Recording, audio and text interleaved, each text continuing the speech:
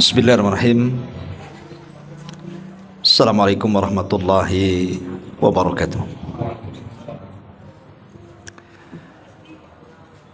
Alhamdulillah, assalatu wassalamu ala rasulillah wa ala alihi wa sahbihi wa mawalah wa la hawla wa la quwata illa billahi wa ba'du. Alhamdulillah, segala puja dan puji hanya milik Allah subhanahu wa ta'ala. Salawat dan juga iringan salam kita hadiahkan kepada Rasul kita Nabi besar Muhammad sallallahu alaihi wa ala alihi wasallam.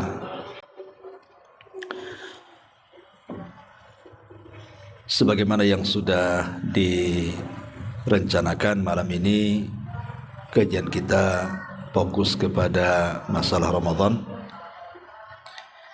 Karena 1-2 hari ini mungkin pemerintah sudah akan menetapkan satu Ramadan, sehingga sebagai nasihat masuknya Ramadan, maka kajian di malam hari ini kita fokuskan tentang Ramadan. Walaupun mungkin sebagian kita sering mendengar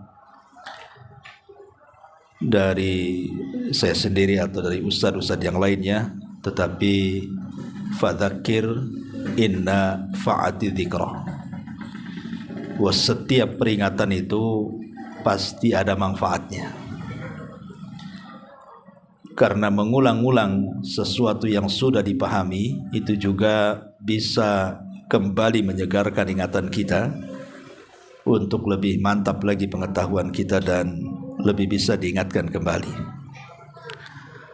Salat dan juga salam kita hadiahkan kepada Rasul kita, Nabi kita, Nabi besar Muhammad sallallahu alaihi wa ala alihi wasallam. Ma'asyiral muslimin wal muslimat rahimani wa rahimakumullah.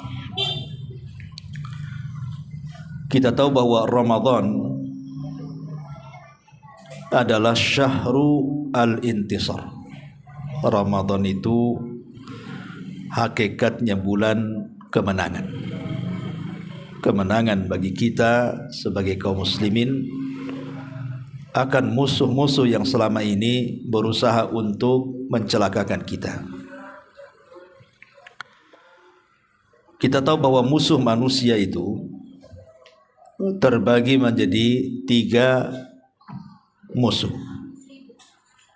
dan 3-tiganya bahaya. Pertama, hawa nafsu. Ini musuh yang paling berat, itu adalah hawa nafsu. Karena hawa nafsu ini tidak bisa dibuang, hanya bisa ditekan. Kemudian yang kedua, asyaitan. Ini juga tak kalah beratnya musuh kita dari syaitan, yang sejak zaman Nabi Adam alaihi salatu wassalam diciptakan sudah berjanji untuk menyesatkan anak Adam sampai kiamat dibangkitkan. Kemudian yang ketiga, orang-orang kafir, orang-orang musyrik, orang-orang kafir. Mereka tidak akan redha dengan kita sampai kita ikut ajaran mereka. Lah 3 musuh utama ini, dengan izin Allah subhanahu wa ta'ala, di bulan Ramadan bisa kita kalahkan. Makanya Ramadan itu diistilahkan syahrul intisar, bulan kemenangan. Baik, kita akan rinci dari segi mana kita bisa mengalahkan musuh-musuh kita ini. Yang pertama, hawa nafsu. Hawa nafsu ini adalah perkara yang sudah memang Allah tentukan pada setiap manusia itu memiliki hawa nafsu. Dan Allah mengatakan, wa inna nafsa la ammaratun bisu. Hawa nafsu itu senantiasa memerintahkan kita itu untuk melakukan keburukan. Makanya kenapa kemudian kita senantiasa berlindung kepada Allah subhanahu wa ta'ala, jangan sampai kita mengikuti hawa nafsu kita. Karena hawa nafsu inilah yang menjadikan kita tidak tunduk kepada Allah dan Rasulnya. Makanya ada sebuah hadis, walaupun sebagian ulama melemahkan hadis ini, tapi dicantumkan dalam kitab Arba'in Nawawi kalau tidak salah, di mana Rasul mengatakan, tidaklah beriman salah seorang di antara kalian sampai hawa nafsunya mengikuti apa yang aku diperintah dengannya. Artinya menundukkan hawa nafsu supaya mengikuti syariat, gitu maksudnya. Karena memang menundukkan hawa nafsu itu bukan perkara mudah, tapi sulit sekali. Karena sulitnya menundukkan hawa nafsu, sampai-sampai kita disuruh berlindung dalam surah yang sangat pendek yang pernah kita bahas di sini, Suratun Nas. Qul a'udzu birabbin nas. Kemudian min syarri, qul a'udzu birabbin nas, malikin nas, ilahin nas, min syarri waswasil khannas alladzi waswisu fi sudurin nas minal jinnati wan nas. Sampai kita berlindung dari 3 nama Allah karena bahayanya hawa nafsu. Lah Imam Ibnul Qayyim rahimahullahu taala ketika menyebutkan tentang hawa nafsu. Hawa nafsu ini melahirkan syahwat. Lain dengan syaitan. Kalau syaitan itu melahirkan syubhat. Apa bedanya syahwat dengan syubhat itu? Sudah sering saya katakan untuk mempermudah definisi. Nabiullah Adam alaihi salatu wassalam turun dari sorga itu disebabkan dosa syahwat. Tapi iblis diusir dari sorga itu disebabkan dosa syubhat. Ketika Nabi Adam alaihi salatu wassalam diperintahkan Allah untuk menikmati segala sesuatu yang ada di sorga, maka Allah katakan wala taqraba hadhihi syajarah, jangan kau dekat-dekat satu pohon ini. Semua pohon di sorga silahkan kau nikmati buahnya, tapi tolong pohon ini jangan didekati. Sebab kalau dekat nanti penasaran, kalau penasaran pengen pula kan itu. Tetapi kemudian dengan kepiawaian iblis akhirnya memberikan was-was kepada Adam. Lambat laun Adam terkena was-was iblis. Akhirnya mulai mendekati pohon itu. Kemudian penasaran, akhirnya memakan. Dan sebab memakan itulah Adam diusir dari surga. Makan itu syahwat, disebut syahwat perut. Di antara syahwat perut ya makan, minum, itulah syahwat. Lah sebab itulah Adam diturunkan dari sorga. Berarti dosa Adam itu karena syahwat, mengikuti syahwat perutnya. Kata Allah jangan makan, malah makan. Nah itu ya, berarti Adam itu turun dari sorga disebabkan dosa syahwat. Beda dengan iblis. Kalau iblis diusir dari sorga bukan syahwat, karena iblis tidak memakan buah larangan, dia yang nyuruh makan.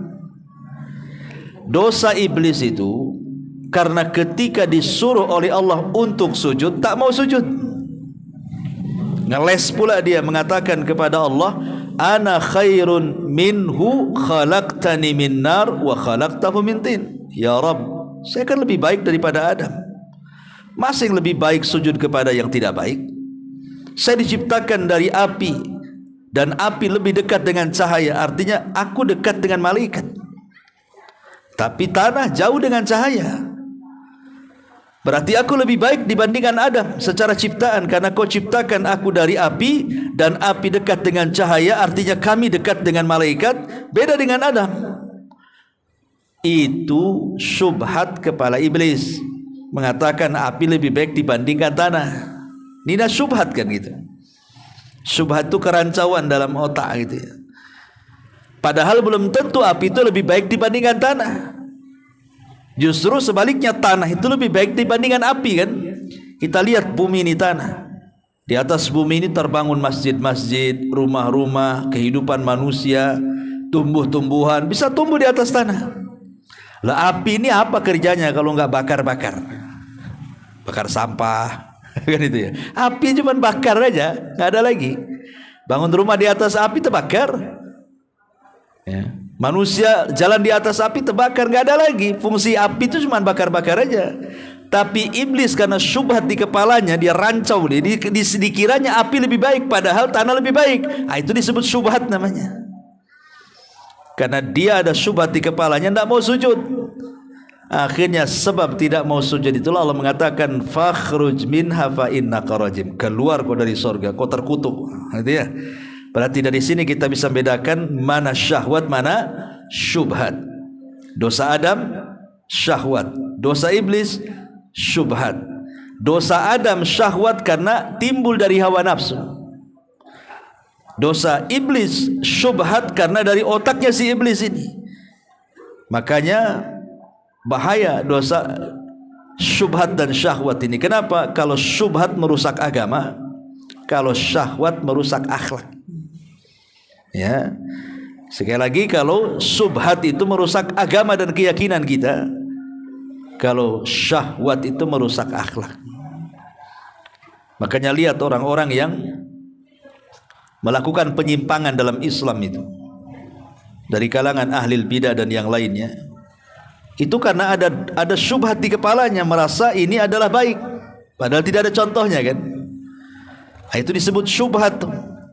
Ini kan baik, ini kan baik, ini kan baik. Betul, tidak semua yang baik itu benar, tapi semua yang benar itu pasti baik, itu maksudnya. Lain dengan orang syahwat, itu merusak akhlak. Karena kalau orang kemudian mengikuti syahwatnya, syahwat perutnya, syahwat kemaluannya, syahwat pandangannya, akan rusak akhlaknya tuh. Jadi pezina, pencuri, pemabuk dan begitu seterusnya kan itu. Lah, di antara puncak syahwat itu, kata Imam Ibnul Qayyim rahimahullahu ta'ala, itu ada 4. Puncak daripada syahwat manusia itu ada 4. Inilah yang menghalangi manusia dari ketaatan kepada Allah, dari ibadah kepada Allah Azza wa Jalla. Pertama, fudulul kalam, banyak ngomong. Orang banyak ngomong itu hakikatnya sedang mengikuti syahwat mulutnya. Kalau orang banyak ngomong, bahasa kasarnya mulutnya mulut ember atau mulut baskom gitu ya. Kan istilahnya itu ember itu. Maksudnya bukan ember orang, yang mulutnya mulut ember, maksudnya ngomong aja nggak jelas, cerewet gitu ya. Kadang-kadang ketika orang banyak ngomong, ikhwan, tak sadar kadang-kadang omongannya ini entah nyakiti orang, entah ghibah, entah namimah, entah macam-macam orang ngomong tuh. Makanya dalam Islam itu kita dilarang untuk banyak ngomong. Kata Rasul, falyakul khairan aw liyasmut. Ucapkan kalimat yang santun, kalau tidak bisa diam. Disuruh diam kita, kalau bisa ngomong silahkan, tapi yang santun. Tapi kalau tidak bisa ngomong santun, diam sajalah, itu lebih selamat. Makanya Rasul mengatakan, man kana yu'minu billahi wal yaumil akhir falyakul khairan aw liyasmut. Ucapkan yang santun, kalau tidak bisa diam. Kemudian yang kedua, fudulu at-ta'am, banyak makan, banyak minum. Itu juga termasuk syahwat yang paling bahaya. Karena kalau orang terlampau banyak makan, banyak minum, orang itu dibawa malas. Malas-malasnya. Antum tahu ular sawah? Kalau habis makan ngapain ular sawah itu? Tidur dia, kan gitu ya. Jangan jadi ular sawah, kan gitu ya. Karena orang kalau sudah kenyang, bawaannya ngantuk, apalagi punya gula, tambah lagi. Ya. Udah nguap-nguap saja dia. Dan kalau sudah ngantuk tuh malas segalanya. Apalagi Ramadan. Antum nih sudah lapar-lapar nih satu hari kan, dari pagi siang nahan lapar tuh kan. Sore sudah sibuk keliling di pasar kaget, semua dibeli. Semua gorengan yang digoreng dibeli, semua rebusan yang direbus dibeli gitu ya. Semua minuman yang diracik dibeli. Kemudian waktu buka semua dihantam. Itu alamat tuh tarawihnya malas. Jangankan tarawih, maghrib saja malas. Apalagi yang namboh habis isya nambah. Nambah lagi nih. Habis nambah lagi tarawih, nggak jadi, nguap-nguap antum. Yang disalahkan imam, panjangan katanya. Bukan kepanjangan, antum yang ngantuk kan gitu ya. Enak kali imam disalahkan itu. Sebab kalau bawaan lapar itu semangat ya. Semangat segalanya kalau orang lapar itu. Ya, itu Ramadan kalau udah banyak makan, banyak minum udah masalah. Makanya itu bagian daripada syahwat yang menghalangi orang ibadah itu karena terlampau banyak makan, terlampau banyak minum. Apalagi sampai tidak disaring makan minumnya, entah yang halal, entah yang haram, main masuk aja. Ya. Kemudian yang ketiga, kasratun naum, banyak tidur. Banyak tidur itu bahaya. Karena banyak tidur itu belum tentu orang itu bisa menyegarkan badan, tidak tentu. Coba lihat hadis Nabi SAW. Ketika Nabi SAW bicara tentang orang yang tidur malam, setan itu kan datang, kemudian mengikat tengkunya 3 ikatan. Setiap diikat, setan akan mengatakan, tidurlah, malam masih panjang. Kata Nabi SAW, kalau dia terbangun sebelum subuh, kemudian berdoa, doa selepas tidur, maka hilang 1 ikatan. Kalau dia wudu, hilang 2 ikatan. Kalau dia solat, hilang 3 ikatan. Dan pagi harinya, kata Rasulullah, menjadi thayyibun nafsi, nasyatun thayyibun nafsi, sara nasyatan thayyiban nafsi. Kata Nabi SAW, maka dia menjadi orang yang paling semangat di pagi harinya, dan jiwanya akan tenang, akan baik.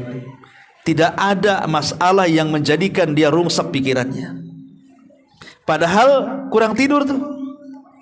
Kalau antum bangun jam 3:30 atau jam 3, maknanya kan kurang tidur. Tetapi walaupun kurang tidur, karena kita sudah melepaskan ikatan setan, makanya di pagi hari orang yang malamnya tahajud itu pasti di pagi hari dia akan semangat hidupnya. Padahal kurang tidur tuh. Tapi ada yang kemudian sudah malam tidur sampai subuh lanjut lagi tidur sampai jam 10, itu bangun tuh lemes semua, kawan. Coba saja, orang kalau banyak tidur itu bukan makin semangat itu ya, makin stres, makin pegal semuanya. Karena memang tidur itu bagian daripada syahwat. Orang yang banyak tidur itu akan banyak hal-hal yang ditinggalkan, yang harusnya dia lakukan karena tidur banyak ditinggalkan. Karena tidur kan kita tidak tahu berapa jam tuh. Pamannya tidur ini 4 jam nih, yang harusnya 4 jam ketika antum terjaga bisa baca Quran, bisa zikir, bisa apa. Tapi karena tidur ya lewat semuanya tuh. Jangankan urusan ibadah, urusan dunia saja bisa lewat gara-gara tidur itu. Makanya banyak tidur itu bagian daripada syahwat. Kemudian apalagi kathratus suhbah, terlampau banyak bergaul, ya, jalan sana, janjian di sini, rapat di sana, nongkrong di sana, nongkrong di sini. Habislah waktu itu hanya untuk nongkrong, ngobrol sana sini. Itu ngikuti syahwat, dan semua akan ditanya soal waktu yang dihabiskan itu. Lah, saya ingin katakan bahwa puncak atau 4 puncak syahwat ini, kata Imam Abdul Qayyim rahimahullahu taala, itu bisa dikalahkan dengan puasa. Karena orang yang puasa itu malas ngomong. Kalau ada orang puasa banyak ngomong, curiga ini, jangan-jangan dia minum tuh. Jangan-jangan dia minum. Karena umumnya orang puasa itu banyak diam. Orang puasa itu sales pun minta cuti kalau Ramadan, takut batal. Jadwal ustad aja dikurangi kalau siang. Kan itu karena haus, ya. Sempat lupa ustad itu ada aqua di depan, disantap dia. Kan itu. Karena orang puasa itu malas bicara. Sekali lagi karena takut haus. Nah, ini bisa ditekan tuh syahwat ngomongnya tuh. Kemudian yang kedua, banyak makan, banyak minum. Orang puasa tidak mungkin makan, nggak mungkin minum. Ya, makanya orang yang puasa itu kenapa disebut puasa? Karena al-imsak anil muftirat. Dia menahan diri dari hal-hal yang membatalkannya. Salah satunya adalah makan dan minum. Artinya dengan puasa orang terhindar dari syahwat makan, syahwat minum. Karena nggak makan nggak minum orang puasa itu. Ini yang kedua. Yang ketiga, syahwat tidur. Orang puasa itu lapar bawaannya, dan orang lapar biasanya susah tidur. Cuman aneh, ya, di zaman sekarang orang puasa dia pula yang banyak tidurnya. Nggak tahu, kononnya mau menyingkat puasa katanya. Jadi kalau tidur habis subuh, bangun itu zuhur, jadi puasanya mulai jam 1 sampai jam 6, kan tersingkat tuh puasanya. Atau yang lebih parah lagi, kalau habis subuh tidur lagi tuh, habis tidur subuh duhur ini tidur lagi, estafet, bangun asar. Ya, berarti puasanya dari jam 4 ke jam 6 saja, 2 jam aja. Jam 4 udah sibuk ke pasar kaget itu. Ya. Nah, itu katanya ada yang mengatakan bahwa tidur itu menyingkat puasa. Kemudian bawa-bawa hadis lemah pula. Tidurnya orang puasa itu ibadah, katanya. Tidur aja kan. Ini hadis lemah dibawa-bawa sama antum, tidurnya orang puasa ibadah tuh. Ya. Ma'asyiral muslimin yang dimuliakan Allah Azza wa Jalla. Tapi sebenarnya orang puasa itu susah tidur. Kenapa? Kalau seandainya dia normal tidurnya. Kalau malamnya dia tidur normal, ya jam 9 jam 10 sudah tidur.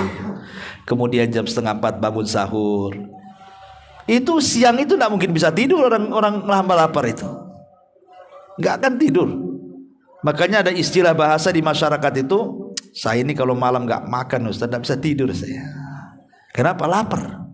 Ya guling sana guling sini. Tapi kalau sudah makan nggak ada guling-guling lagi tuh. Langsung dap gitu kan, langsung tidur kan. Nggak ada apa-apa lagi, nggak ada ngantuk, langsung ngorok. Ya kan? Artinya bahwa kalau dia tidak menjadikan malam jadi siang, siang jadi malam, insya Allah puasa dia tidak akan dikalahkan dengan tidur. Artinya ada kesempatan bukan hanya untuk ibadah puasa, tapi bisa kita barengi dengan ibadah-ibadah yang lain saat puasa, baca Quran, dzikir, sedekah dan yang lainnya ya. Kemudian yang terakhir, kathratus suhbah, banyaknya bergaul dengan manusia. Kalau di luar puasa antum mau jumpa dengan kawan jam berapa saja antum oke kan? Oh jam 11 ketemu di warung A, siap. Jam 1 ketemu di warung B, siap. Jam 4 ketemu di warung ini, siap. Siap semua. Kenapa? Karena nggak ada kepikiran haus lapar. Haus tinggal minum, lapar tinggal makan. Tapi kalau Ramadan antum mau janjian tuh mikir tuh. Kita ketemu yuk di warung mana? Nggak mungkin bilang di warung lagi puasa kan itu ya. Paling tinggi ya di mana lah kan itu kan. Ya, entah di masjid, entah di apa. Males orang itu. Ya, kalau mau ketemuan itu karena apa? Karena kalau apalagi panas-panas siang-siang mau keluar itu kan malas orang itu. Ya kalau hujan enak lah mendung. Kalau pas panas-panas diajak keluar itu paling malas. Malas lah. Nanti aja lah, nanti malam aja kita ketemu. Kan biasa orang kayak gitu kan. Artinya kathratus suhbah, yang di luar Ramadan bisa kita berjumpa dengan siapapun, ngobrol dengan siapapun. Kalau Ramadan itu terbatasi itu. Karena takut batal. Lah dari sini kita tahu bahwa syahwat-syahwat ini bisa dikalahkan dengan puasa sebenarnya. Dari sinilah makanya puasa itu syahrul intisar, bulan di mana kita bisa mengalahkan hawa nafsu. Karena orang yang berpuasa itu hawa nafsu bisa dikuasai, tapi orang yang tidak puasa hawa nafsu yang menguasainya. Ini yang pertama. Kemudian musuh yang kedua adalah syaitan. Ini juga berat musuh setan ini. Karena sejak diciptakan Adam alaihi salam, kemudian setan tidak mau sujud kepada Adam, akhirnya Allah kutuk. Sejak itulah permusuhan Adam. Artinya setan sudah menabuh generang perangnya itu sejak itu sampai kiamat. Makanya setiap bayi yang lahir itu ditusuk tuh sama setan itu lambung kirinya. Seolah-olah mengatakan saya musuhmu loh kan itu. Makanya kata Nabi SAW, tidak ada bayi dilahirkan kecuali menangis. Kenapa bayi menangis coba? Itu karena ditusuk lembungnya itu sama setan. Tapi tidak memadaratkan bayi. Itu hanya setan memberi tanda saja, sinyal bahwa ngasih tahu bayi, akulah musuhmu, gitu maksudnya. Sambil ditusuk, aku musuhmu. Nangis dia. Ya. Makanya dari bayi saja setan tuh udah mulai tuh buat gara-gara tuh. Udah mulai nusuk-nusuk lambung tuh. Supaya tahu bahwa aku musuh dia. Lah yang namanya setan itu musuh abadi kita. Yang namanya musuh abadi akan seterusnya menyesatkan Bani Adam. Bahkan ikhwatu, lihat bagaimana sumpahnya iblis di hadapan Allah. Coba dia mengatakan apa? Wa bi izzatika la ughwiyannakum ajmain. Bi izzatika la ughwiyannakum ajmain. Demi kemuliaanmu ya Rabb, akan kusesatkan semua anak Adam. Target iblis itu bukan 1-2 orang, semua anak Adam kalau bisa sesat. Nah, itulah targetnya. Ya. Bukan iblis mengatakan akan kusesatkan 10 orang saja. Enggak. Semua, bayangkan, itu sumpahnya iblis loh. Targetnya kalau bisa semua anak Adam tercapai. 99% tercapai. Bukan 10%. 99% tercapai. Berdasarkan hadis Nabi SAW ketika Allah memanggil Nabi Adam, "Ya Adam, akhrij bi'san nar." Wahai Adam, keluarkan dari utusanmu, dari keturunanmu utusan-utusan neraka. Wahai Adam, keluarkan dari anak turunanmu yang merupakan utusan-utusan neraka, katanya. Adam heran, maksudnya apa? Wa ma bi'san nar. Apa utusan-utusan neraka itu, wahai Rabb? Kata Allah, keluarkan dari turunanmu, dari 1000 orang 999 masukkan ke neraka, 1 masukkan ke surga. Lihat, kata Allah kepada Adam, keluarkan dari turunanmu, dari setiap 1000 orang 999 masukkan ke neraka, 1 masukkan ke surga. Jadi bandingan penduduk neraka dengan surga itu, dari umat, dari turunan Adam alaihi salam itu, dari 1000 orang, yang 1 saja masuk surga, 999 itu masuk neraka. Kenapa bisa masuk neraka? Artinya target iblis itu tercapai kan, 99% kan? Karena inti tujuan iblis itu memasukkan orang-orang Bani Adam ke neraka jadi pengikut dia. Dan ada yang mengatakan bahwa hadis ini bicara tentang Ya'juj wa Ma'juj. Dari 1000 orang 999 Ya'juj dan Ma'juj masuk neraka, dan 1 dari kalian masuk surga. Artinya bahwa iblis itu akan terus melancarkan dengan berbagai macam upaya dan dengan berbagai macam cara menyesatkan Bani Adam. Dari mulai disuruh syirik, menyekutukan Allah. Kalau tidak bisa, turun dari syirik ke bid'ah. Kalau tidak bisa bid'ah, turun ke melakukan dosa besar. Kalau tidak bisa melakukan dosa besar, turun ke melakukan dosa kecil. Kalau tidak bisa juga disuruh dosa kecil, maka iblis akan menyuruh untuk menyibukkan dengan perkara-perkara mubah supaya lupa dari ibadah. Kalau tidak bisa juga disuruhnya ibadah, tetapi disuruh meninggalkan yang afdol, melakukan yang tidak afdol. Coba bayangkan tuh, itu namanya khutuwat namanya ya, langkah-langkah setan itu menggoda Bani Adam itu, mulai dari syirik, di bawahnya bid'ah, di bawahnya dosa besar, di bawahnya dosa kecil, di bawahnya perkara-perkara mubah, di bawahnya perkara afdol ditinggalkan, perkara yang tidak afdol dilakukan. Luar biasa kan? Ini namanya khutuwat, khutuwat syaitan itu, langkah setapak, gimana caranya anak Adam ini sesat. Lah iblis itu yang sedemikian luar biasanya itu menggoda Bani Adam, di bulan Ramadan bisa kita kalahkan. Bisa kita kalahkan. Kenapa? Karena semata-mata masuk hari pertama Ramadan saja, malam pertama malam Ramadan, apa kata Rasulullah? Idza ja'akum Ramadan futihat abwabu al-jannah wa ghuliqat abwabu niran wa sufidati syaitan. Apabila datang kepada kalian bulan Ramadan, dibuka pintu sorga, ditutup pintu neraka, setan pula diborgol, diikat. Baik secara hakikat diikat atau secara majas. Maksudnya secara hakikatnya memang betul-betul diikat gitu ya, atau secara majas, saking banyaknya orang yang beramal soleh, kikuk setan tidak bisa goda lagi. Tapi makna dua-duanya disesuaikan para ulama. Dengan demikian apa? Dengan datangnya bulan Ramadan, setan itu sudah terkalahkan karena sudah terikat dengan sendirinya. Ditambah-tambah, Ramadan itu syahrul Quran, bulannya Al-Quran, dan setan itu paling tidak suka dengan Quran. Makanya Rasul mengatakan, apabila anda membaca surah Al-Baqarah di rumah, setan akan lari itu dari rumah kita. Hanya semata-mata baca surah Al-Baqarah, setan lari.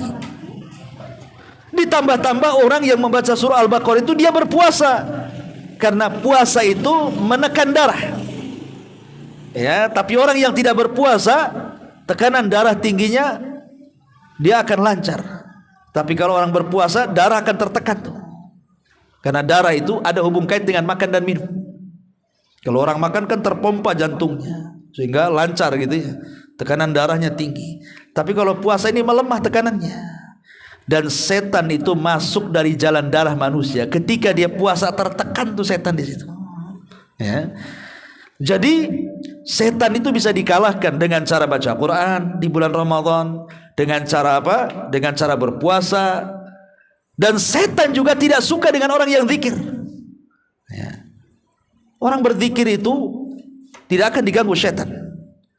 Dan di bulan Ramadan itu syahrul dzikri, bulan orang banyak berzikir kepada Allah Azza wa Jalla. Jadi setan bisa dilawan, apalagi sekali lagi dengan Ramadan sendiri setan sudah diikat. Makanya sering saya katakan, antum kalau kelahi, yang satu musuhnya diikat di tiang listrik, yang satu pula liar tadi ikat. Kemudian antum suruh mukul. Kira-kira mana yang antum senang mukul tuh? Yang di tiang listrik lah teman-teman senang mukul yang diikat. Artinya musuh yang diikat itu lebih mudah dilawan dibandingkan musuh yang tidak terikat. Lah setan itu terikat di bulan Ramadan sehingga mudah untuk dilawan. Dari sini kita tahu bahwa Ramadan bisa kita kalahkan syaitan. Ini yang kedua. Yang ketiga, musuh yang terberat juga selain hawa nafsu syaitan adalah orang-orang kafir. Karena orang-orang kafir itu wali-wali setan yang ada di bumi.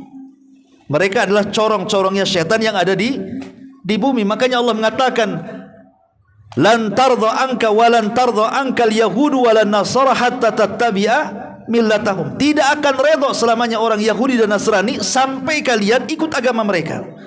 Makanya dengan berbagai macam cara dan upaya orang kafir itu menyerang kaum muslimin dari berbagai macam arah. Tetapi Ramadan bisa kita kalahkan mereka. Kita lihat sejarah sedikit.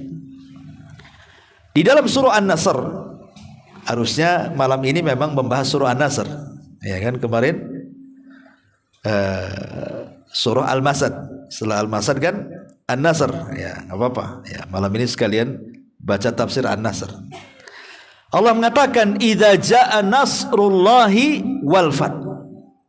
Apabila datang nasrullah, kemenangan Allah, wal fath, dan fathu Mekah. Lah fathu Mekah ini kan bagian daripada kemenangan perang. Kenapa disebut lagi? Kenapa disendirikan? Bukankah fathu Mekah itu bagian daripada kemenangan? Kan cukup idza jaa nasrullah titik sampai di sini, termasuk fathu Mekah di dalamnya kan? Kenapa mesti diulang? Ya, bukankah fathu Mekah juga bagian kemenangan? Karena fathu Mekah ini memang kemenangan dalam perang, tapi fathu Mekah ini adalah kemenangan yang sangat besar. Sampai Allah mengatakan, inna fatahna laka fathan mubina. Ini kemenangan yang nyata, kemenangan yang agung itu adalah ketika pembebasan fathu Mekah. Kapan terjadinya fathu Mekah itu? Terjadinya fathu Mekah itu di bulan Ramadan. Jadi ketika Nabi SAW hendak umrah, yang disebut dengan umrah Hudaybiyah namanya, itu umrah perdana Nabi. Udah lama nggak ke Mekah, pengen umrah, berangkat Nabi. Sampai di Mekah tidak boleh masuk. Akhirnya diancam kalau masuk perang kita. Maka Rasulullah SAW karena memang datang bukan untuk perang, ya tidak membawa pasukan banyak dan tidak membawa peralatan perang yang cukup memadai. Makanya Rasul mengalah dan coba melobi, diutusnya Utsman ibn Affan supaya melobi bahwa kedatangan mereka bukan perang, kedatangan mereka ingin umrah. Tapi akhirnya Utsman pun disembunyikan dan diisukan Utsman dibunuh. Padahal tidak dibunuh, cuma diisukan Utsman terbunuh. Maka Nabi SAW kemudian membaiat semua pasukan umrah itu yang disebut dengan Bai'atu Ridwan, Bai'ah Aqabah, Bai'atu Ridwan, bai'ah di bawah pohon atas darah Utsman bin Affan. Tetapi kemudian tidak terjadi perang sih, berakhir dengan perjanjian Hudaybiyah. Walaupun bulir-bulirnya kesepakatannya merugikan kaum muslimin, tetapi Rasul melihat ke depan, bukan melihat hari itu. Sehingga ketika perjanjian Hudaybiyah kan diantara bulir kesepakatannya untuk tidak saling menyerang selama 10 tahun. Quraisy tidak boleh menyerang Nabi, Nabi juga tidak boleh menyerang Quraisy. Ya, baik yang dagang ke Syam atau yang pulang dari Syam tidak boleh diserang. Akhirnya Rasul punya kesempatan untuk berdakwah, mengirim surat ke negara-negara Seperti mengirim surat ke Kisra, ke Kaisar, ke Najasyi, ngajak kabilah-kabilah sekitar Madinah beriman kan. Ada kesempatan karena sudah tidak disibukkan lagi melawan orang-orang Quraisy. Lah masalahnya dalam kesepakatan itu ada kalimat siapapun yang bergabung dari kabilah-kabilah Arab silahkan, mau gabung sama Rasul silahkan, mau gabung sama orang-orang Quraisy silahkan. Lah kebetulan ada dua kabilah yang sejak jahiliyah itu bertengkar, berselisih, namanya kabilah Khuza'ah dan Bakar. Kabilah Bakar ikut Quraisy, kabilah Khuza'ah ikut Rasulullah. Rupanya dua kabilah ini karena sejak zaman jahiliyah saling perang. Kabilah Bakar ini tiba-tiba melancarkan penyerangan tengah malam, tiba-tiba diserang Khuza'ah oleh Bani Bakar ini. Banyak yang mati. Dan ini sudah menyalahi perjanjian Hudaybiyah. Kan tidak boleh saling nyerang. Kok malah Bani Bakar menyerang Khuza'ah? Makanya orang Khuza'ah ini pimpinannya langsung pergi ke Madinah, ngomong sama Nabi bahwa mereka sudah mengingkari perjanjian Hudaybiyah. Maka Rasul bangkit dan mengatakan, Nusir, kau akan ditolong, katanya. Tenang saja. Dari situlah maka Rasul menyiapkan pasukan besar, kemudian membawa ke Mekah untuk menyerang Mekah, yang disebut dalam sejarah sebagai Fathu Mekah. Karena orang-orang Mekah sudah berkhianat kepada bulir-bulir perjanjian itu. Akhirnya kemudian diserang sama Nabi. Ketika itu orang-orang Arab menjadi dua kelompok. Kelompok yang pertama siap menghadapi, kelompok yang kedua tidak siap menghadapi. Justru mereka akan melihat kalau memang Muhammad itu benar, lihat Muhammad akan menyerang Ka'bah. Kalau memang dia tidak benar, bukan seorang nabi, pasti akan datang burung ababil sebagaimana Abroha dulu diserang, pasti dia akan diserang juga katanya. Setelah Rasul membebaskan kota Mekah, tidak ada burung ababil datang. Tidak ada burung ababil yang menyerang Rasul seperti menyerang Abroha kan. Berarti dari situ yakin bahwa dia seorang nabi. Sejak itulah banyak kabilah-kabilah masuk Islam. Makanya kenapa Allah Subhanahu wa taala sendirikan tentang Fathu Mekah dalam surah An-Nasr ini, idza jaa nasrullahi wal fath. Kenapa dampak Fathu Mekah itu besar? Wa ra'aitan nas yadkhuluna fi dinillahi afwaja. Sebab setelah Fathu Mekah itu kau lihat banyak orang-orang yang masuk Islam berbondong-bondong dari semua kabilah. Menunjukkan bahwa Fathu Mekah ini bukan kemenangan biasa, tapi kemenangan besar karena dampaknya banyak orang masuk Islam, gitu maksudnya. Dan Fathu Mekah itu terjadi di bulan Ramadan. Ya kan? Lihat, Allah menangkan. Adapun idza jaa nasrullah, pertolongan Allah, maksudnya apa pertolongan Allah di sini? Maksudnya Badar. Dan Badar juga sama terjadi di tanggal 17 bulan Ramadan. Jadi dua peperangan sejarah ini terjadi di bulan Ramadan, baik perang Badar ataupun Fathu Mekah. Kalau perang Badar jelas diabadikan kisahnya dalam Al-Quran di beberapa surah seperti Al-Imran dan juga Al-Anfal gitu kan. Bagaimana Allah Subhanahu wa taala menggambarkan perang besar Badar ini, walaupun pasukannya tidak banyak, hanya 314 orang melawan 1000 orang. Tapi momen perang Badar ini diabadikan karena perang ini disebut Yaumul Talqal Jam'an. Perang di mana dua kekuatan berjumpa, dan Allah katakan Yaumul Furqan, hari di mana Allah hendak membedakan mana Hizbullah dan Hizbus Syaitan, mana kelompok Allah dan kelompok syaitan, mana hak dan yang batil. Dibedakan tuh di situ. Makanya di malam hari ketika Nabi SAW hendak perang besoknya itu, sempat Rasul khawatir. Kenapa? Pasukan tak banyak. 314 orang, persenjataan tak cukup, tidak punya pula pengalaman perang, nggak pernah perang sebelumnya masalahnya. Ya. Sementara tentara musyrik ini 1000 lebih dengan pasukan perang yang lengkap, dengan senjata yang lengkap, dengan kuda yang lengkap. Ini berat nih. Makanya Nabi berdoa di malam itu dan mengatakan, Allahumma intahlik hadil isabah falan tu'bad abada. Ya Allah, kalau kau hancurkan kelompok yang sedikit ini, habislah kami. Kau tidak akan ada lagi yang nyembah di permukaan bumi, katanya. Tapi Allah Subhanahu wa taala mendengar keinginan Rasul. Malam itu ditunjukkan 1000 malaikat turun. Sehingga Rasul mengatakan kepada Abu Bakar, absyir ya Abu Bakar, bahagialah wahai Abu Bakar, malam ini lihat Allah turunkan 1000 malaikat. Keesokan harinya Allah tambah lagi 3000 malaikat. Ketika betul-betul perang berkecamuk, Allah tambah 5000 malaikat bi khamsati alafin milal malaikati murdifin. Allah turunkan 5000 malaikat dipimpin Jibril. Bayangkan, yang tadinya 1000 lebih lawan 314, sekarang terbalik, pasukan kaum muslimin lebih banyak, Berarti 5.000 malaikat plus 314 orang lawan 1.000. Ya siapa yang menang lawan tentara malaikat? Gak akan ada yang menang lah. Makanya perang ini perang kemenangan. Kenapa? Karena sebelum perang Rasul sudah diberi wahyu tentang kematian-kematian para pembesar Quraisy. Bahkan letak di mana matinya Rasul dikasih tahu. Nih Abu Jahal sebelah sini mati. Nih Umayyah sebelah sini. Nih Walid sebelah sini. Nih Uqbah sebelah sini. Ditunjukkan tempat-tempat matinya tuh sebelum terjadi peperangan tuh. Ya. Makanya ketika betul-betul terjadi peperangan, betul Abu Jahal sebelah situ matinya. Ini sebelah sini, ini sebelah sini, ini sebelah sini. Subhanallah, apa enggak fenomenal perang Badar itu? Sampai letak-letak kematiannya Allah kasih tahu. Bukan hanya turun malaikat saja, sampai kematian tokoh-tokoh Quraisy itu habis di perang Badar. Kenapa? Karena semua tokohnya terlibat masalahnya. Yang selamat itu Abi Sufyan saja, nasib baik dia tidak mati. Ya. Makanya kenapa disebut perang luar biasa perang Badar itu? Karena membinasakan semua tokoh-tokoh besar Quraisy yang selama Rasul 13 tahun berdakwah di kota Mekah, mereka lah provokatornya dan mereka lah eksekutornya. Ya, sehingga Allah balas di perang Badar. Dan perang Badar itu terjadi kapan? 17 Ramadan. Nah, bayangkan kan? Dua perang besar ini mengalahkan musuh-musuhnya. Dan tidak ada dalam sejarah Islam perang yang dilakukan di bulan Ramadan kala. Salahuddin Al-Ayyubi membebaskan Baitul Maqdis kapan? Ramadan. Menang. Ya. Karena Ramadan itu adalah syahrul intisar, bulan kemenangan. Yang ingin saya katakan, kenapa saya ingin satu poin ini saya perpanjang? Karena bulan Ramadan adalah bulan kemenangan. Karena jihadnya kaum muslimin, maka jangan pernah malas di bulan Ramadan. Kalau dulu para sahabat perang di bulan Ramadan, perang melawan setan, melawan hawa nafsu, bahkan melawan musuh-musuh Islam, orang-orang kafir, berarti kan semangat tuh. Sampai Ramadan mereka sedang puasa loh.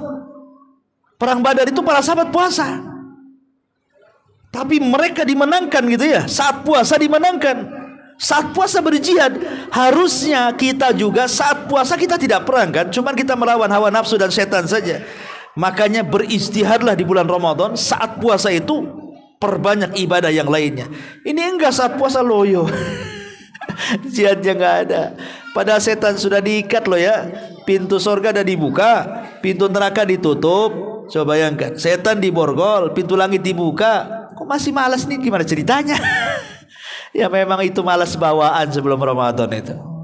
Memang antum udah malas, ya malas aja, mau masuk bulan mana saja tetap malas gitu. Pada Ramadan itu bulan pertolongan. Semangatlah, berbahagialah di bulan Ramadan. Wallahu a'lam bishawab. Saya kira satu poin saja ya. Bulan Ramadan, bulan kemenangan. Silakan sebelum saya tutup, kalau ada yang bertanya silakan.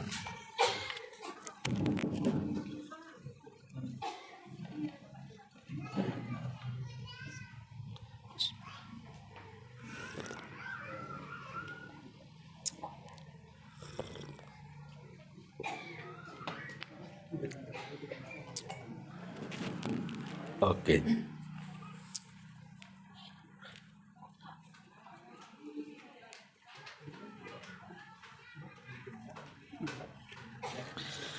Assalamualaikum Ustadz. Waalaikumsalam.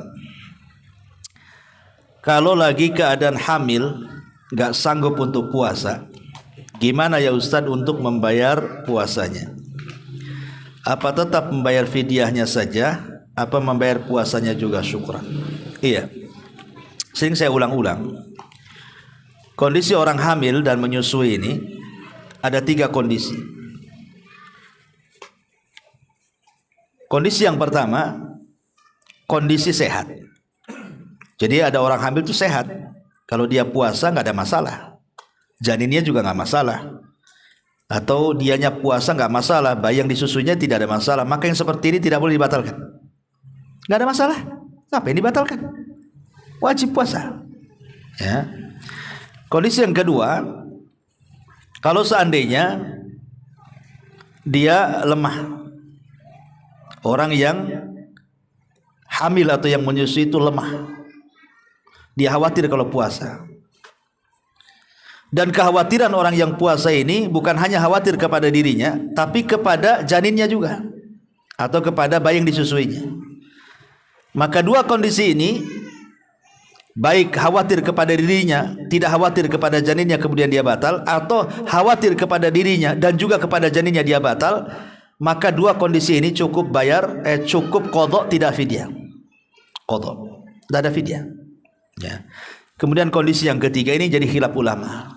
Kalau seandainya orang hamil dan menyusui itu, dia batal bukan karena khawatir kepada dirinya. Dia kalau puasa nggak ada masalah, cuman bayinya bermasalah. Kalau tidak makan bisa kurang air susunya. Kalau tidak makan mungkin takut janinnya masalah. Tapi kalau dianya nggak masalah. Ini yang jadi khilaf para ulama. Ada yang mengatakan dia harus qadha dan fidyah. Qadha karena dirinya membatalkan pada sanggup puasa, fidyah karena khawatir kepada bayinya. Dan ini fatwa Ibnu Abbas dan Ibnu Umar. Kemudian pendapat yang kedua, tidak ada fidyah, yang ada qadha saja. Ya, dan ini pendapat Syekh Utsaimin menukilkan pendapat mazhab Hambali. Tapi ada yang mengatakan bahwa kondisi kalau dia batal bukan karena takut kepada dirinya tapi kepada takut janinnya, maka tidak ada qadha, yang ada fidyah saja. Tapi pendapat ini lemah. Pendapat ini lemah wallahu alam, karena riwayatnya lemah. Sehingga cuma ada dua kemungkinan, qadha saja atau qadha dengan fidyah. Jadi qadha tetap Bu ya. Kalau yang takut kepada janinnya, bukan takut kepada dirinya. Ya, tapi kalau takut kepada dirinya, sepakat ulama qadha saja, tidak ada fidyah. Jadi tetap Bu mengqadha. Ustaz gimana nih, tahun kemarin hamil, habis itu menyusui, toto hamil lagi, nyusui lagi, hamil lagi, mau tiap tahun kan itu ya. Ya kan pasti ada preinya lah, nggak mungkin kan gitu terus. Ya mau berapa anak, mau buat ke-11 kan gitu. Kan pasti ada lah cuti-cutinya, ya kan. Nah saat ibu sudah pemanya 3 tahun berturut-turut seperti itu, kan ke-4 tahunnya nggak seperti itu. Ada kesempatan puasa, ini kesempatan ibu qadha Ramadan. Ya, ini usah dikumpulkan banyak sekali ya, tidak apa-apa kan, sekali ibadah kan itu. Puasa kan pahalanya besar. Ya, wallahu a'lam. Tapi bagaimanapun asal qadha ya, setiap tahun ini batal ya langsung qadha, jangan sampai nunggu tahun depan, tidak boleh. Tahun depan mesti istighfar. Yang kedua, assalamualaikum Ustaz. Waalaikumsalam. Izin bertanya, salat tarawih bagi wanita lebih baik di rumah atau di masjid? Lihat. Ya pada asalnya lebih baik di rumah. Tapi kalau ingin ke masjid nggak apa-apa.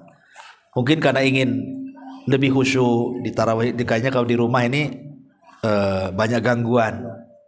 Yang kedua tak punya hafalan. Ya, asih 3 kul itu diulang-ulang.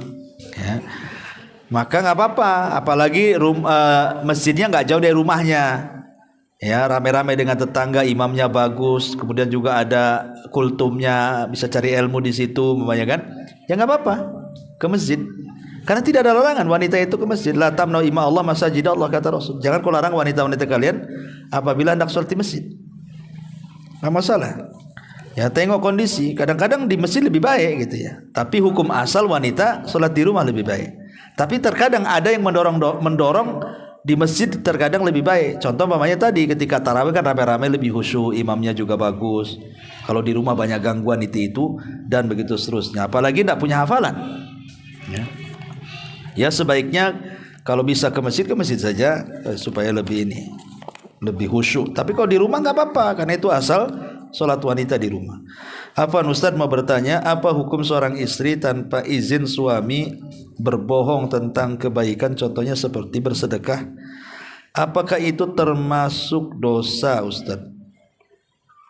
Saya belum paham nih, apa hukum seorang istri tanpa izin seorang suami berbohong tentang kebaikan, contohnya seperti bersedekah, apakah itu termasuk dosa? Bohong ini dibolehkan dalam 3 kondisi. Bohong itu dibolehkan dalam 3 kondisi. Pertama, saat melindungi jiwanya seorang muslim. Ada orang muslim mau dibunuh orang kafir, sembunyi pula di rumah kita. Ini si kafir dia bawa golok nih. Nampak gak si anu? Nggak ada, padahal ada di rumah kita. Kan bohong tuh untuk menjaga jiwa seorang muslim. Ini satu. Ya, ini bohong yang dibolehkan seperti ini. Yang kedua, bohong yang dibolehkan adalah untuk tauriyah. Tauriyah itu maksudnya dalam kondisi-kondisi terpaksa. Dulu di zaman Imam Ahmad, itu kan terjadi khalqul Quran, di mana para ulama ahli sunnah disiksa kalau tidak mengatakan Quran makhluk. Jadi terpaksalah sebagian mereka tauriyah. Tauriyah itu berbohong sebenarnya. Kalau dikatakan Quran makhluk atau enggak, kalau dia bilang makhluk, lepas. Karena itu akidah Mu'tazilah, karena pemerintahnya kan Mu'tazilah, mengatakan Quran makhluk. Tapi kalau dia mengatakan oh bukan, Quran bukan makhluk, ditangkap. Akhirnya sebagian ulama berbohong dengan cara apa? Tauriyah. Dengan cara menghitung kitab-kitab langit. Adapun Taurat, Zabur, Injil, Quran, Suhuf makhluk. Maksudnya makhluk itu tangannya. Gitu maksudnya. Dia mengatakan yang makhluk itu tangannya, nih jarinya yang makhluk. Cuma dia sebutkan Taurat, Zabur, Injil, Quran, Suhuf makhluk. Ini loh yang makhluk, maksudnya tangannya bukan itunya. Akan tauriyah itu kan. Ya. Sama dengan Ibrahim ketika berbohong. Kau ya yang menghancurkan patung itu. Kan palunya kan ada di patung yang paling besar. Kata Ibrahim, bal fa'alahu kabiruhum hadza. Sambil jempolnya nunjuk patung. Bal fa'alahu kabiruhum hadza, yang melakukan itu katanya. Padahal dimaksud jempolnya, bukan patungnya. Ya, kata Ibrahim tuh, ini loh yang melakukannya, tapi ditunjuk ke patung. Kan bohong juga tuh.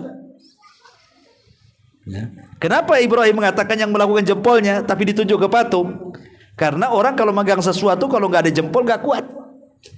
Ini namanya gagang palu, antum pegang gini mana kuat, tapi antum kalau begini kuat kan. Nah, jempol ini yang menguatkan, kata Ibrahim. Padahal Ibrahim itu maksudnya jempolnya yang kurang ajar. Ini loh jempol saya yang melakukan maksudnya, tapi ditunjukkan ke patung. Itu namanya tauriyah, bohong juga kan. Nah, kalau untuk tauriyah dibolehkan. Nah, kemudian berbohong untuk apa lagi? Suami istri berbohong nggak apa-apa. Suami istri berbohong nggak apa-apa. Ya, dalam rangka untuk supaya ada kebaikan. Ya, umpamanya suami berbohong kepada istri. Istri ini udah pakai bedak ya kan, cantik bang, cantik kali. Padahal bedaknya itu kayak ini, kayak di jalan-jalan tuh yang silver tuh. Bodoh semua gitu ya, pakai tepung terigu. Cantik bang, cantik, masya Allah, cantik, ya kan. Pakai lipstik merah-merah kan itu, cantik bang. Oh manis kan itu, nggak apa-apa. Ya, padahal kan dalam hatinya itu, aduh kacau ini gitu, tebal kali kan, gitu. Nggak apa-apa, itu bohong nggak ada masalah. Atau istri masak gitu kan, karena istri antum lagi puasa Senin Kamis. Ya kadang-kadang karena tidak paham, tidak mau mencicipi takut batal. Kebanyakan pelanggarannya, namanya orang puasa kan. Kadang asal nyemplung aja tuh bumbu-bumbu itu. Ya suami suruh makan, enak bang, enak. Sayur asam jadi sayur asin. Kok asam jadi asin nih gimana? Enak gitu. Ya pas istrinya nggak ada langsung dilempar ke tong sampah. Itu nggak ada masalah. Itu namanya bohong. Ya hanya untuk menyenangkan saja. Sebab kalau jujur nanti tersinggung pula kan itu. Ya, bohong yang seperti ini tidak apa-apa. Kalau untuk memperbaiki rumah tangga ya. Seperti tadi berbohong untuk sedekah. Kalau untuk kebaikan nggak apa-apa. Ibu ini umpamanya dikasih sama suami buang belanja agak banyak lah. Mainnya bulanannya 2 juta. Tapi habisnya 1,5 juta. Sambil ibu kumpulin rupanya setiap hari mungkin 10.000, 20.000 gitu ya. Sisa belanjanya suami tidak tahu. Tapi kan suami enjoy saja. Ya, karena biasa dikasih segitu cukup. Rupanya karena kehematan ibu bisa lebih. Nah, yang lebihnya kemudian ditabung. Kan suami tidak tahu. Ibu bersedekah dengan lebihnya itu. Ya tidak masalah. Ya. Tidak ada masalah gitu ya. Ini yang ketiga. Yang keempat ada namanya bohong untuk islah. Islah itu maksudnya kalau ada orang bertengkar nih. Nah, saya ngomong kepada pemain antum si A bertengkar dengan si B nih. Saya ini sebagai penengahnya. Saya datang ngobrol. Saya tadi ketemu loh sama si Anu yang katanya antum benci sama antum. Enggak juga lah. Dia muji-muji antum. Padahal tidak pernah muji. Ya. Nanti datang lagi ke musuhnya. Tadi saya ketemu tuh sama musuh antum itu. Saya kira dia sangat benci sama antum? Enggak juga lah. Dia kalau saya singgung antum di depan dia baik-baik, dia muji-muji antum juga. Nah, itu kan bohong kan? Tapi kan intinya untuk mengislah kan? Nah, yang benar iya dia muji-muji antum. Oh enggak, kemarin maki-maki, enggak ya kemarin, tadi baru muji kan? Itu bohong. Nah, tapi kan untuk ngakurkan nggak apa-apa. Supaya intinya kan akur. Intinya akur. Nah, itu berbohong seperti ini boleh. Atau yang terakhir bohong dalam peperangan. Ya, karena perang itu intinya menang. Nggak apa-apa, bohongi musuh nggak apa-apa. Karena intinya menang. Buat ranjau orang musuh nggak tahu, ya kalau dikasih tahu ranjaunya nggak masuk lah musuhnya. Udah tahu ada ranjaunya di situ, bohong nggak masalah. Ya sombong dalam perang aja nggak apa-apa. Ali kan sombong di depan musuhnya, di depan siapa itu musuhnya ketika perang Khaybar itu. Marhab, ada orang Yahudi namanya Marhab, itu kalau gulat tidak pernah terkalahkan. Dan perang di zaman itu, sebelum perang ada mubarazah, namanya mubarazah itu adu tanding, mana jagoanmu ini jagoanku. Baru setelah adu jagoan baru perang. Zaman dulu kan gitu kalau perang. Jadi biasanya Ali ini selalu jadi jagoannya kaum muslimin. Lah dalam perang Khaybar, Marhab keluar. Ali juga keluar. Ali sombong dia. Ya. Kata Ali apa? Ana alladhi sammatni ummi Haidarah. Dia mengatakan ana alladhi sammatni ummi Haidarah. Saya orang yang dikasih nama ibuku macan hutan. Aku macan hutan katanya. Kalaisi ghabatin karihim mandara. Semua hewan takut kepadaku katanya. Sombong dia di hadapan musuhnya. Enggak apa-apa dalam peperangan sombong. Untuk mengedonkan lawan. Ya, makanya lihat kalau orang tawuran tuh antar preman kan gertak-gertakan tuh ya. Supaya ngedon tuh. Jadi sebelum kelahi sudah kalah dulu mentalnya digertak. Kayak itu enggak apa-apa, sombong-sombongan tuh gertak lawan kan. Sama dengan berbohong dalam peperangan enggak apa-apa. Tapi asal bohong itu tak boleh. Ini kan dalam kondisi-kondisi tertentu saja bohong dibolehkan. Wallahu a'lam. Kemudian yang selanjutnya Ustaz mohon solusinya, anak dan suami yang sering berselisih pendapat tentang pendidikan anak, terutama tentang sekolah anak. Anak apa ini? Anak maunya anak, terutama anak perempuan setelah tamat SD mau sekolah sunnah di Batam aja. Tetapi sedangkan suami maunya anak sekolah sunnah tapi beda kota sama orang tuanya dengan dalih mencari sekolah terbaik buat anak. Anak seorang ibu belum bisa melepaskan anak di usia segitu, tapi kalau SMA silahkan, mohon nasihatnya. Salah tidak cara pemikiran anak Ustaz? Ya bismillah, alhamdulillah. Ya rundingkan saja. Kadang-kadang gini ya, lihat masalah dan madarat juga. Kadang-kadang anak kalau dekat dengan ibu atau dengan orang tua, satu sisi dia ada kebaikannya, orang tua bisa ngontrol. Tapi sisi lain dihadapkan dengan pergaulan kawan-kawannya. Tapi kalau jauh, namanya jauh kan, kekhawatiran orang tua sudah jelas ada. Bisa saja mungkin anak ini di pondoknya dapat kawan yang jelek, kabur dan begitu seterusnya gitu ya. Ada plus dan ibaratnya ada positif negatifnya lah. Ya, saya kira kalau ini kan masalah intinya kan sama, ini tujuannya sama, menyekolahkan anak di sekolah sunnah, intinya sama, baik si bapak atau si ibu sama, intinya anak disekolahkan, dipondokkan di pondok yang sunnah, selesai. Cuman berbeda pendapat antara jauh dan dekat saja kan. Ya, ini kan perbedaan meteran ini. Perbedaan meteran. Ini 1 meter nih 3 meter gitu. Cuman perbedaan di meteran aja sebenarnya itu. Ya, sebaiknya ya dirundingkan baik-baik, lihat plus minusnya. Ya. Ya kalau ibu sih wajar lah. Kadang-kadang ibu ini lebih ke perasaan. Kalau bapak kan lebih ke akal biasanya kan. Bapak ini kan pandangannya jauh dia, karena akalnya mandang jauh. Kalau ibu kan mandangnya dekat, gitu ya, maunya dekat. Anak-anak pun kalau bisa dekat, karena ikut perasaan, ibu ya. Jadi sebaiknya dirundingkan baik-baik. Kalau memang ibu maunya 5 meter, gitu ya, kemudian bapak mau 10 meter, ambil tengah-tengahnya aja, 7 meter. Gitu ya, ambil tengah-tengahnya kan. Jadi bapak tidak jauh kali, ibu pula tidak dekat kali, gitu ya. Umpamanya nih, ini bapak Pekanbaru, ibu mau di Batam. pinang saja kan. kan selesai tuh, ambil tengah-tengah lah ya kan, apa pula sibuk. Wallahu a'lam. Ya, saya kira cukup. Subhanakallahumma bihamdika asyhadu an la ilaha illa anta astaghfiruka wa atubu ilaik. Wallahu ta'ala alam. Assalamualaikum warahmatullahi wabarakatuh.